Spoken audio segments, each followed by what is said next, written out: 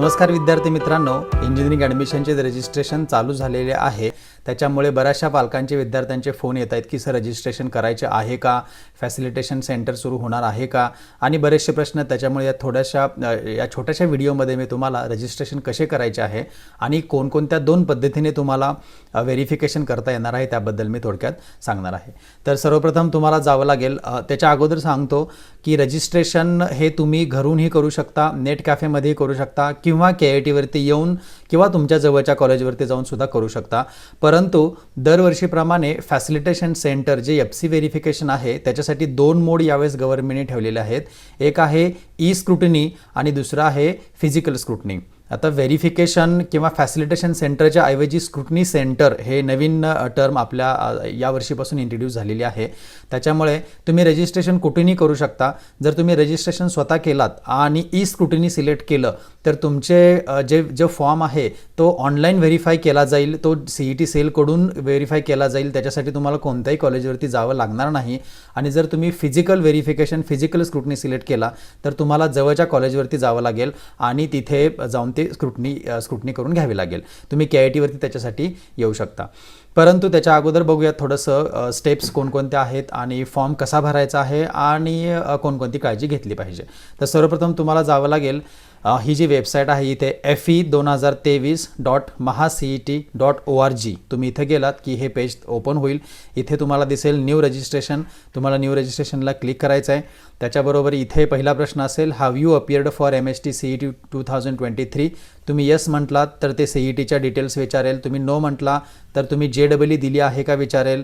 तिथेही नो म्हटला तर मग पुढच्या गोष्टी आहेत. अगदी म्हणजे डिप्लोमावाले पण तिथे अप्लाय करू शकतात. त्यामुळे जसं तुम्ही नो म्हणाल तसे पुढच्या क्वालिफाईंग डिग्रीकडे ते जाईल. तुम्ही CET दिली असेल तर येस म्हणा आणि मग तुमच्या डिटेल्स टाका आणि पुढे तुम्ही गेलात की तुम्हाला बाकीचे डिटेल्स दिसतील. आता CET सेलनी इथे एक रजिस्ट्रेशन मॅन्युअल दिलेलं आहे बघा. इथे रजिस्ट्रेशन मॅन्युअल इंग्लिश आणि मराठी.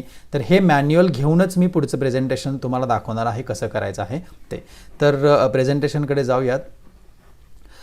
जसं मी म्हटलं, सर्वप्रथम तुम्ही त्या वेबसाईटवरती जात, न्यू रजिस्ट्रेशनला क्लिक करात. न्यू रजिस्ट्रेशनला क्लिक केलं की तुम्हाला ज्या पुढच्या विंडो दिसणार आहेत आणि काय स्टेप्स करायच्यात मी इथे तुम्हाला थोडक्यात सांगतोय.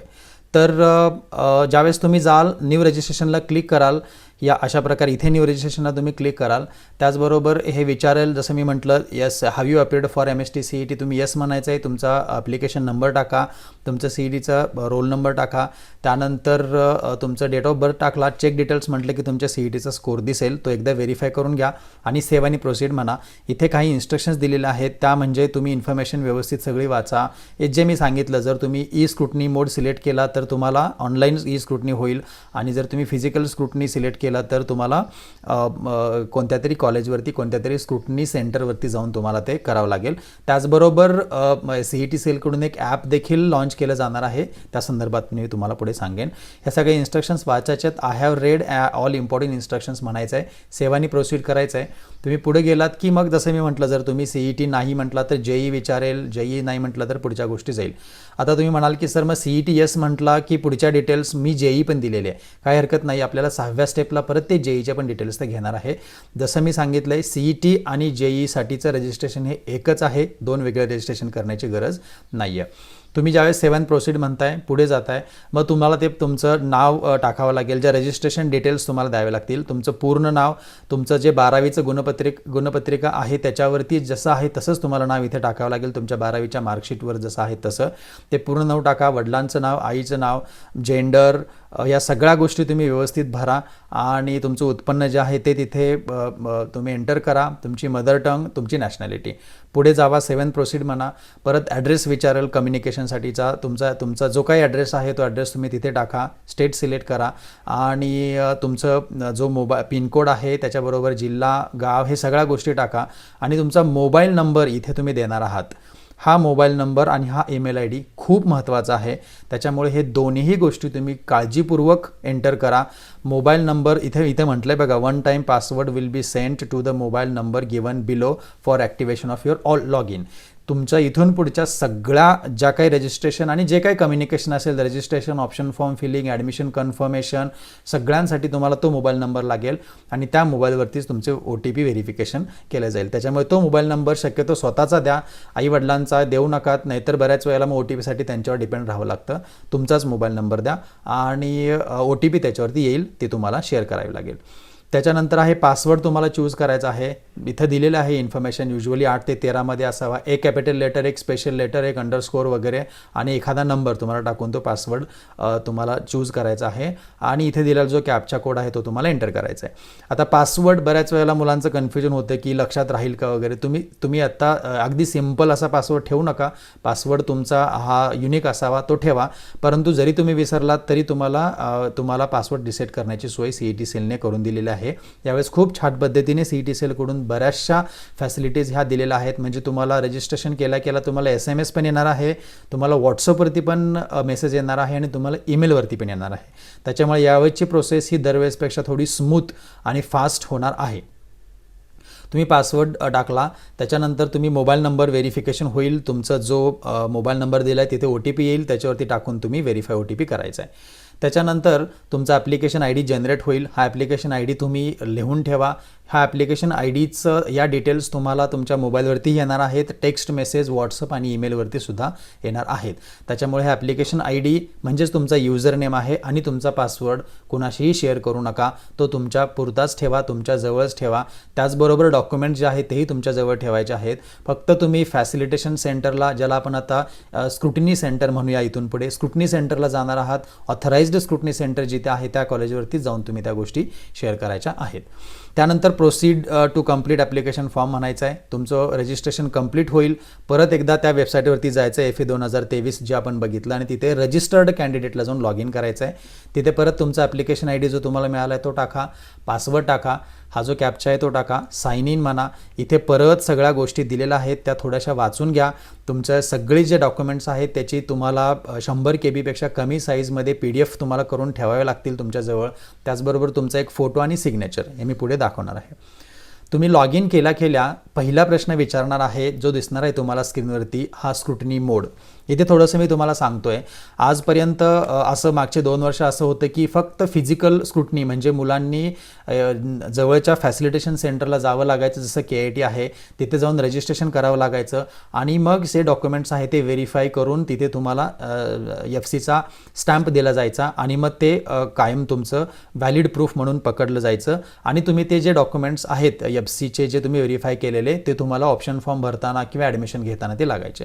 आता यावेळेस गव्हर्नमेंटनी CET सेलने आणखी एक मोड आणलेला आहे, तो म्हणजे select SC verification mode option. SC म्हणजेच scrutiny centre. Okay, scrutiny centre mode और ऑप्शन. तुम्हाला 2 ऑप्शन दिलेले आहेत, ई स्क्रुटिनी मोड आणि फिजिकल स्क्रुटिनी मोड. जसं मी मागाशी सांगितले, परत एकदा सांगतोय, E scrutiny mode candidate document verification and confirmation through E scrutiny, ज्याच्यासाठी तुम्हाला कोणत्याही कॉलेजवरती कोणत्याही इन्स्टिट्यूटला जावं लागणार नाही. तुमचं रजिस्ट्रेशन, व्हेरिफिकेशन आणि कन्फर्मेशन हे ऑनलाईन केलं जाईल आणि ते CET सेलकडून केलं जाईल. तुम्ही अजून एकदा इथे बघूयात, if the candidate selects the mode of verification as E scrutiny through their log in, candidates will have to upload all their documents. E-Scrutiny Center shall electronically verify candidates information and do the confirmation. म्हणजे online e scrutiny केली जाईल आणि confirmation केलं जाईल. Candidates can raise their grievance online for any found discrepancies. म्हणजे जर तुमच्या गोष्टी तुम्ही जे काही अपलोड करताय, डॉक्युमेंट्स करताय, त्याच्यात जर काही स्क्रुटनी असेल, त्याच्यामध्ये जर काही त्रुटी असतील, जर काही डेफिशियन्सी असतील, तर तुम्हाला SMS येईल, तुम्हाला व्हॉट्सअपवरती मेसेज येईल आणि तुम्हाला ईमेल येईल की तुमच्या या गोष्टी इनकम्प्लीट आहेत किंवा चुकीच्या आहेत, त्या तुम्ही अपलोड करा. त्याच्यामुळे तुम्ही जर ई स्क्रुटनी मोड चूज केला तर तुम्हाला वारंवार, जोपर्यंत तुमचं ॲप्लिकेशन कन्फर्म होत नाही आहे तोपर्यंत तुमच्या लॉग इनमध्ये जाऊन लॉग इन करून चेक करावं लागणार आहे. E scrutiny centre will facilitate to support candidates to resolve all grievances. त्यामुळे इथं तुम्ही ई-स्क्रुटनी चूज केलात तर तुम्हाला कोणत्याही फॅसिलिटेशन सेंटरला जाण्याची गरज नाही, जसं मी मागाशी सांगितलं. आणि तुमचं जर व्हेरिफिकेशन झालं आणि तर तुम्हाला तिथे कळणार आहे your application is verified and confirmed, म्हणून त्याची जी प्रिंट आहे शेवटी येणारी ती प्रिंट तुम्ही घेऊ शकता आणि ती तुमचं ई स्क्रुटनी व्हेरीफाईड प्रूफ ठेवू शकता. त्याच्यासाठी परत कोणत्या एफसीकडे जाऊन त्यांचं सही शिक्का घ्यायची गरज नाही. हा एक मोड. दुसरा मोड आहे तो physical scrutiny mode. Candidate document verification and confirmation through in person scrutiny. In person म्हणजे KIT सारख्या कॉलेजवरती येऊन तुम्ही ते करू शकता. If the candidate selects the mode of verification as physical scrutiny through their login, candidates will have to visit the scrutiny center in person for document verification and confirmation. तुम्हाला जाऊन तिथे व्हेरीफाय करावं लागतील डॉक्युमेंट्स. KIT वरती तुम्ही येऊ शकता. In this mode, candidate will select a nearby SC center and select the available time slot for document verification and confirmation. हाच स्लॉट अजूनही ओपन झालेला नाही आहे. कदाचित हा व्हिडिओ तुम्ही बघेपर्यंत ओपन झालेला असेल. मी आजच्या डेटचं आजचं तुम्हाला सांगतोय. तुम्ही तिथे ज्यावेळेस फिजिकल मोड चूज कराल त्यावेळेस तुम्हाला ते स्टेट विचारतंय, तुम्हाला त्याच्यानंतर डिस्ट्रिक्ट विचारतंय, तालुका विचारतंय आणि मग त्याच्यामधल्या सगळ्या कॉलेजेसची नावं तुम्हाला दिसतील असं त्याच्यात असं दिसतंय. तुम्ही एखादा फॉर एक्झाम्पल तुम्ही KIT सिलेक्ट केला तर KIT मधला टाईम स्लॉट तुम्ही चूज करून तिथे येऊ शकता. असंही कदाचित आम्ही ज्यावेळेस त्यांच्याशी बोललो त्याने असं सांगितलं की नॉट नेसेसरी की त्यांनी हे करून यायला पाहिजे. ती मुलं ते पालक तुमच्याकडे येतील, तुम्ही कॉलेजवरती येऊ शकता डायरेक्ट. आम्ही त्याचं फिजिकल मोड कन्वर्ट करून तुम्हाला KIT मधून आपण व्हेरिफिकेशन करून देऊयात. For any document discrepancy they have to visit the SC centre. जे स्क्रुटनी सेंटर तुम्ही जर काय असेल तर तुम्ही एकदा फिजिकल मोड घेतलात आणि KIT वरती आलात तर तुमचे व्हेरिफिकेशन आणि बाकीच्या गोष्टींसाठी तुम्हाला KIT वरतीच यावं लागेल. SC centre will facilitate and support. ती सगळी सोय आपण तुमच्यासाठी करणार आहोत. आता बऱ्याच वेळेला असं झालं 1-2 कॅन्डिडेट्स ऑलरेडी आले होते ज्यांनी ई स्क्रुटनी मोड सिलेक्ट केला होता. काही हरकत नाही आहे. तुम्ही जर KIT वरती आलात तर ई स्क्रुटनी मोडचं आपण फिजिकल स्क्रुटनीला कन्वर्ट करू शकतो. फिजिकल स्क्रुटनी केलेलं ई स्क्रुटनीला कन्वर्ट करू शकतो. ही छान फॅसिलिटी CT सेलने दिलेली आहे. हे थोडंसं नवीन आहे पण याच्यामध्ये गोंधळून जाण्याचं काही कारण नाही आहे. इझी आहेत, गोष्टी खूप इझी होणार आहेत. आणि याच्यासाठी एक CT सेलने ॲपसुद्धा लॉन्च केलेलं आहे. ते ॲपसुद्धा त्याची लिंक मी तुम्हाला देईन आणि ते लिंक कुठं आहे तुम्हाला मी दाखवेन. त्याच्यावरती सुद्धा तुम्ही ते करू शकता. ॲपवरती कसं करायचं आहे मी नंतरच्या व्हिडिओमध्ये दाखवेन. तर पुढे जाऊया. तुम्ही असं समजूया ई स्क्रुटनी मोड चूज केला आहे किंवा फिजिकल स्क्रुटनी मोड चूज केला आहे. आता तुम्हाला या 10 स्टेप्स पूर्ण करायच्या आहेत. 10 म्हणजे खूप मोठ्या वाटतात पण खूप छोट्या छोट्या त्या स्टेप्स आहेत. आपण पुढे बघूयात. रजिस्ट्रेशन डिटेल्स ऑलरेडी आपण केलं आहे. त्यानंतर आपल्याला कॅन्डिडेट टाईप टाकावं लागेल. होम युनिव्हर्सिटी कॅटेगरी डिटेल्स भरावे लागतील. मग स्पेशल रिझर्वेशन कोणतं आहे का, TFWS EWS किंवा फिजिकली हँडिकॅप्ड वगैरे या ज्या गोष्टी आहेत त्या आहेत का हे टाकावं लागेल. त्याचबरोबर फिल क्वालिफिकेशन डिटेल्स तुमच्या भराव्या लागतील. JEEचा जो मी म्हटलं 6व्या नंबरला तुम्हाला मिळेल JEEचा स्कोर तुम्हाला तिथे भरावा लागेल जर JEE दिली असेल तर. Upload photograph signature, upload required documents, application fee तुम्हाला भरावी लागेल. ॲक्च्युली ॲप्लिकेशन फी तुम्ही ऑलरेडी CETच्या परीक्षेच्या पूर्वी भरलेली आहे. त्याच्यामुळे तुम्ही तिथे जर भरली असेल तर इथे भरायची गरज नाही आहे. भरायची गरज त्यांनाच आहे ज्यांनी कॅटेगरीमधून फॉर्म भरला होता पण आता ते ओपनला करतायत. कारण कॅटेगरीला 600 रुपये होती आणि ओपनला ती आता 800 रुपये आहे. त्याच्यामुळे 200 रुपयाचा फक्त तुम्हाला फरक तिथे भरावा लागेल. अदरवाईज फी काही भरावी लागणार नाही आणि तुम्हाला ॲप्लिकेशन कन्फर्म करायचं आहे. जसं आता पुढचा बघूयात. पहिला स्टेप आहे ती कॅन्डिडेट टाईप चूज करायचा आहे. मला वाटतं बऱ्याच जणांनी आपल्यापैकी बरेच जण केशवराव भोसलेला जो आमचा कार्यक्रम झाला तिथे तुम्ही प्रेझेंट होता आणि तिथे आपल्याला सगळे टाईप्स काय आहेत मी समजून सांगितलेत. तरीसुद्धा थोडक्यामध्ये मी सांगतोय. इथं बऱ्याच जणांचं कन्फ्युजन असतंय. त्यातही बरेच जण मला वाटतं 90% आपल्यापैकी हे कॅन्डिडेट A मध्येच येतील, टाईप A मध्ये. तो कोणता आहे टाईप तर बघा, candidates passing SSC and HSC or diploma in engineering examination from a recognized institute in Maharashtra and candidate who is either domicile of Maharashtra or is born in Maharashtra. म्हणजे काय, तुमचं 10वी-12वी महाराष्ट्रात झालं असेल, कुठंही होऊ देत महाराष्ट्रात ते झालं असेल आणि तुमच्याकडे महाराष्ट्राचं डोमेसाइल सर्टिफिकेट असेल किंवा डोमेसाइल नसेल तरी तुमचं बर्थ सर्टिफिकेट असेल तर तुम्ही टाईप A मध्ये येता. टाईप B म्हणजे जर तुम्ही टाईप A मध्ये येत नसाल परंतु तुमचं इथं बघा काय आहे, the candidate who does not fall in type A but हू और हुज फादर और mother is domicile in the state of Maharashtra and possess domicile certificate. म्हणजे तुमचं 10वी-12वी कुठूनही झालेलं असू देत पण तुमचं डोमेसाइल हे महाराष्ट्रातलं आहे किंवा तुमच्या वडिलांचं आहे किंवा तुमच्या आईचं आहे.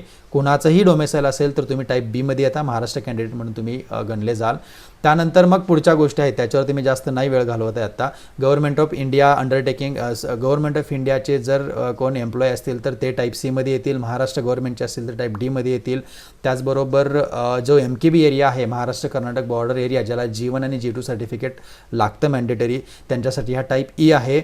आणि इथे तुम्हाला ते क्लिक केल्यानंतर ॲक्च्युली कोणकोणती गावं त्याची लिस्ट तुम्हाला मिळेल. त्यानंतर मग OMS. आता असे बरेचसे मुलं आहेत की फॉर एक्झाम्पल कर्नाटकातले ते आहेत आणि त्यांची 10वी 12वी सगळं कर्नाटकमध्ये झालं आहे, त्यांचं डोमेसाईल पण कर्नाटकातलं आहे, ते एमकेमध्ये पण येत नाही आहेत, तर ते OMS म्हणून इथे रजिस्टर करू शकता. CET जरी तुम्ही महाराष्ट्राची दिली असली तरी तुम्ही OMS म्हणूनच इथे तुम्हाला रजिस्टर करावं लागेल आणि JEE जरी दिली असली तरी सुद्धा OMS म्हणून तुम्हाला इथे रजिस्टर करावं लागेल. हे बरेचसे अजून टाईप आहेत. Outside Maharashtra state, union territory, Jammu Kashmir, foreign nations वगैरे हे जे ॲप्लिकेबल आहेत तुम्ही बघून ते भरू शकता. सेव्ह अँड प्रोसीड म्हणायचं आहे, पुढं जायचं आहे. होम युनिव्हर्सिटी आणि कॅटेगरी डिटेल्स तुम्हाला इथे टाकायचं आहे. Type of document required for uploading type A जे तुम्ही इथं करणार आहात, म्हणजे तुमचं डोमेसाईल सर्टिफिकेट किंवा बर्थ सर्टिफिकेट जे आहे ते तुम्हाला इथे सिलेक्ट करावं लागेल, त्याच्यानुसार तुम्हाला ते अपलोड करावं लागेल. त्यानंतर तुम्ही डिस्ट्रिक्ट सिलेक्ट करा. तुमचं district from which candidate has passed HSC कुठून झालं ते लिहा, SSC कुठून झालं आहे ते द्यायचं आहे तुम्हाला. ज्यावेळेस तुम्ही 10वी 12वी आणि तुमचा तालुका टाकल्यानंतर इथं तुमची होम युनिव्हर्सिटी ऑटोमॅटिक दिसायला लागेल.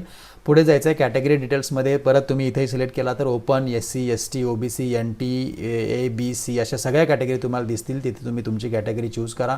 ॲन्युअल इन्कम तुमचं इथे दिसेल जे आपण पहिल्या पानावरती टाकलेलं आहे. त्याचबरोबर do you want to apply for EWS इथं येस म्हणा. जर येस म्हटलं तर तुम्हाला EWS सर्टिफिकेट किंवा त्याचं टोकन तुम्हाला जोडावं लागणार आहे. तुमची कास्ट एंटर करा. त्यानंतर EWS सर्टिफिकेटचं स्टेटस काय इथे विचारेल. अवेलेबल, नॉट अवेलेबल असेल. अवेलेबल असेल तर येस म्हणा, नॉट अवेलेबल म्हटलं तर तुम्हाला तिथे टोकन तिथे द्यावं लागेल. सेव्ह अँड प्रोसीड म्हणा, पुढे जायचं आहे. स्पेशल रिझर्वेशन तुमचं परत इथे पर्सन विथ डिसॅबिलिटी असेल त्यांनी इथे येस म्हणायचं, अदरवाईज नो म्हणायचं आहे. त्यात कोणती डिसॅबिलिटी ते दाखवायचं आहे. एक सर्व्हिसमनचं असेल तर ते. त्यानंतर do you want to apply for TFWS हा खूप महत्त्वाचा पार्ट आहे. TFWS tuition fee waiver scheme. तुमचं जर 8 लाखाच्या आतलं उत्पन्न असेल तर तिथे येस म्हणा आणि जर 8 लाखाच्या वरती उत्पन्न असेल तर नो म्हणा. आणि बऱ्याच वेळेला असं होतं की विद्यार्थ्यांमध्ये गैरसमज असतो की TFWSला जर येस म्हटलं आणि जर आपल्याला ॲडमिशन नाही मिळालं तर ओपनमधून मिळत नाही. असं नाही आहे. तुम्ही TFWS हे याचे ऑप्शन्स वेगळे असतात, त्याच्या सीट्स पण वेगळे असतात. त्यामुळे तुमचा जर स्कोर असेल तर तुम्ही त्याला येस म्हणायचं आहे. ऑर्फन असेल तर येस, अदरवाईज नो. आणि do you belong to minority candidate yes or no जे काय आहे तुम्ही म्हणायचं आहे. त्याच्यानंतर सेव्ह अँड प्रोसीड करायचं आहे. पुढे गेला की क्वालिफाईंग डिटेल्स तुम्हाला विचारेल. SSC किंवा इक्विव्हॅलंट डिटेल्स. परत तुमचा SSCचा बोर्ड कोणता होता तो चूज करा ड्रॉपडाऊनमधून. तुम्ही केव्हा झाला पास, 10वी केव्हा पास झाला ते टाका. तुमचा सीट नंबर टाका आणि हे सगळे मार्क्स जे आहेत ते मार्क्स व्यवस्थित भरायचे आहेत. हे 2 वेळा टॅली करा, कारण मार्क्समध्ये जर थोडा इकडे तिकडे 1-2 मार्कांचा जरी फरक झाला तरी त्याला परत ग्रीव्हन्सेस निघू शकतात. त्यामुळे व्यवस्थित काळजीपूर्वक ते मार्क्स भरा. त्यानंतर HSCचे डिटेल्स तुम्हाला भरायचे आहेत 12वीच्या. परत क्वालिफाईंग एक्झाम आहे ती HSC. तुम्ही 12वी जर डिप्लोमातून करत असाल तर डिप्लोमा करू शकताय किंवा DOCमधून करू शकताय. आपण HSC म्हणतोय. Place of HSC India. HSC board कोणता होता तो तुम्ही सिलेक्ट करा. त्यानंतर कधी पासआउट झाला आहे ते लिहा. तुमचा सीट नंबर टाका. तुमचं जे HSC मार्कशीटवरती नाव आहे ते टाका. Candidate name as HSC marksheet जे आहे ते तुम्ही इथे एंटर करायचं आहे. Mother's name, candidate's mother name आणि कॅन्डिडेट्स नेम हे टाका. आणि गेट HSC डेटाला तुम्ही क्लिक केला की इथे तुमचे पूर्ण 12वीचे मार्क्स इथे दिसायला लागतील. ते तुम्ही बघायचे, त्यांनी टॅली करायचे आहेत. HSC पासिंग स्टेटस पास्ट असं टाकायचं आहे.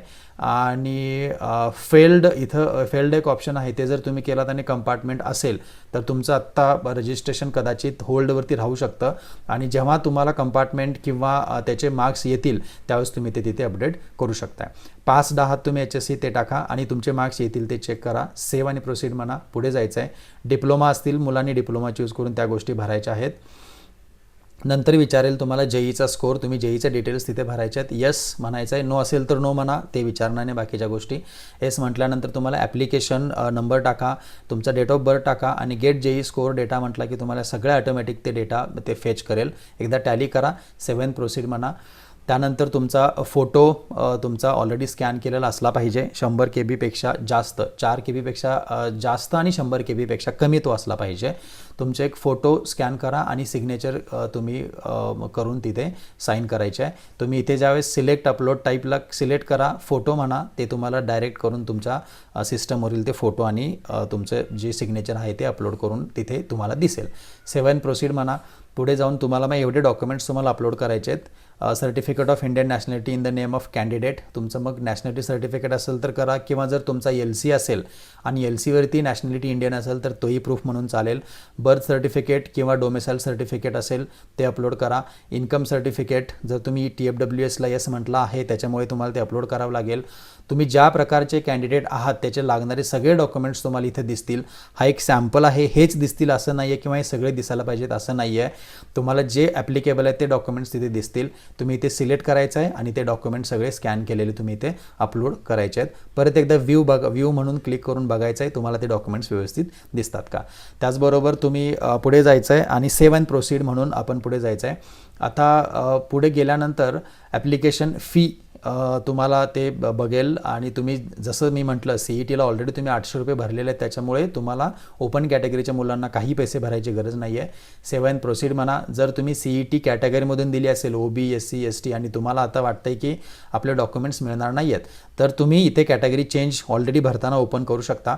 तुम्हाला इथे मग MST CET application fee paid 600 रुपये दिसेल आणि मग आता तुम्हाला 200 रुपये सेपरेट भरावे लागतील, ते तुम्हाला ऑनलाईन भरावे लागतील. सेव्ह अँड प्रोसीड म्हणायचं आहे, पुढं जायचं आहे. तुमचा ॲप्लिकेशन फॉर्म हा तयार झालेला आहे, तो तुम्ही प्रिंट ॲप्लिकेशन फॉर्म म्हणायचा आहे आणि तो फॉर्म तुम्ही तुमचं तिथं फिजिकल व्हेरिफिकेशन जर तुम्ही केलं असेल तर KITमध्ये तुम्ही येऊ शकता आणि तुमचे जे डॉक्युमेंट्स अपलोड केलेले आहेत त्या सिक्वन्सनी 2 झेरॉक्स सेट तुम्ही KITवरती घेऊन या. तुमचे ओरिजिनल सगळे डॉक्युमेंट्स आणि 2 सेट घेऊन या. इथं आमचे जे स्क्रुटनी सेंटरचे कोऑर्डिनेटर आहेत, टिकोळे सर आहेत, संग्राम आहे, ओंकार सर आहेत, हे सगळे तुम्हाला, मुजुमदार सर आहेत, हे सगळेजण तुम्हाला ते व्हेरीफाय करून तुम्हाला त्याच्यावरती स्क्रुटनी सेंटरचा सही शिक्का देऊन तुमचं ॲप्लिकेशन हे कन्फर्म करतील. आणि जर तुम्ही स्क्रुटनी चूज केला असाल तर तुमच्या लॉग इनमध्ये तुम्हाला बघत राहायचं आहे की काही ग्रीव्हन्सेस पडलेले आहेत का किंवा स्क्रुटनी कन्फर्म झालेली आहे का आणि तुमचं ॲप्लिकेशन कन्फर्म झालेलं आहे का. आता शेवटी थोडंसं बघूयात की कोणकोणत्या गोष्टींची काळजी आता तुम्हाला घ्यायची आहे, कारण 2-3 गोष्टी बदललेल्या आहेत. त्यामुळे तुमचा जो पासवर्ड आहे, युजर ID पासवर्ड कोणाशीही शेअर करू नका. तुमच्याशी येणारे जे OTP आहेत ते कोणाशीही शेअर करू नका. तुम्ही जे ओरिजिनल डॉक्युमेंट्स आहेत, मला बऱ्याचशा मुलांचे फोन आले की सर XYZ कॉलेजवरती ओरिजिनल डॉक्युमेंट्स मागतायत आम्ही रजिस्ट्रेशनला गेल्यावरती. तुमचे ओरिजिनल डॉक्युमेंट्स कोणत्याही कॉलेजला आत्ता सबमिट करण्याची गरज नाही, त्यामुळे तुमचे ओरिजिनल डॉक्युमेंट्स देऊ नका. आणि to avoid mistakes select physical scrutiny mode and visit KIT for assured assistance. तुम्ही कन्फ्युजन जर होत असेल, कळत नसेल, नेट कॅफेमध्ये गेले तरी तिथेही तुम्हाला विश्वास नसेल किंवा कोणत्या कॉलेजवरती गेला तरी तिथे डॉक्युमेंट्स मागत असतील तर तुम्ही सरळ वेळ काढून KITवरती या. आमचे KIT हे ऑथराइज्ड स्क्रुटनी सेंटर आहे, तिथे तुम्हाला आम्ही सगळी सोय उपलब्ध करून दिलेली आहे. तुमचे रजिस्ट्रेशन, व्हेरिफिकेशन वगैरे सगळ्या गोष्टी आम्ही तुम्हाला करून देऊ. आपले व्हॉट्सअपचे ग्रुप्स आहेत आणि त्या व्हॉट्सअप ग्रुपवरती आपण सगळेजण आहात, मग त्याच्यावरती आम्ही वेळोवेळी अपडेट करू. त्याचबरोबर जर तुम्ही व्हॉट्सअप ग्रुपवरती नसाल तर त्या ग्रुपची लिंक मी खाली डिस्क्रिप्शनमध्ये देत आहे, त्याच्यावरती क्लिक करून तुम्ही ती आमच्या व्हॉट्सअप ग्रुपला जॉईन होऊ शकता. मला वाटतंय बऱ्यापैकी माहिती मिळाली असेल, तरी कन्फ्यूज होऊ नका. कदाचित CET सेलकडून अजून डेट वाढवून दिली जाऊ शकते आणि CET सेलने एक ॲप पण लॉन्च केलेलं आहे. ते ॲप कदाचित त्या ॲपमधून सुद्धा तुमचं रजिस्ट्रेशन करणं हे इझी होईल. ते मी तुम्हाला थोडंसं दाखवतो. तुम्ही ज्यावेळेस इथे जाताय, परत तोच जी वेबसाईट आहे FE 2023 mahaCET.org, इथे गेलात तर तुम्ही इथे दिसतंय बघा, online registration for CAP application and confirmation has been started. तुम्ही हे मोबाईलवरती ओपन करा, तुम्हाला इथे परत दिसेल बघा, click here to download Android mobile app. Okay, तुम्ही इथे क्लिक केलात की ते ॲपची जी लिंक आहे ती तुम्हाला दिसेल, ती तुम्ही डाउनलोड करू शकता. 37 MBचं ते ॲप आहे, तुमच्या मोबाईलमध्ये तुम्ही इन्स्टॉल करा. तर काही तुमचे प्रश्न असतील तर खाली कमेंट्समध्ये टाका, मी त्याचे उत्तरं देईन तुम्हाला. Thank you very much.